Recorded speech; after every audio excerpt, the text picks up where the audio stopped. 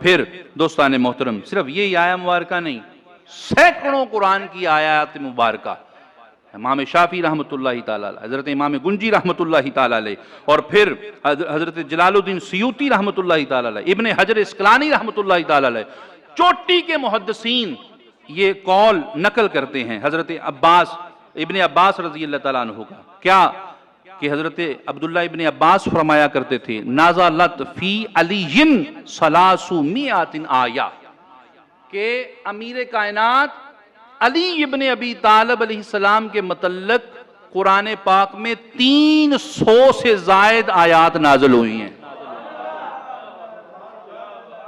فضائل علی ابن ابی طالب علیہ السلام میں 300 سے زائد، اور کون کہہ رہا ہے؟ حضرت عبداللہ ابن عباس رضی اللہ تعالیٰ عنہ، جو مفسر اول ہیں، اسلام کے قرآن کے پہلے مفسر ہیں، اور پھر اسے بھی ابن اسحاق رضی اللہ تعالیٰ عنہ، حضرت ابن حجر اسقلانی، جلال الدین سیوطی اور دیگر شیوخ اس روایت کو بھی نقل کرتے ہیں کہ ان یزید ابن رومان قال ما نازل فی احد من القرآن ما نازل فی علی ابن ابی طالب علیہ السلام۔ ابن رومان کہتے ہیں کہ جتنی آیات قرآن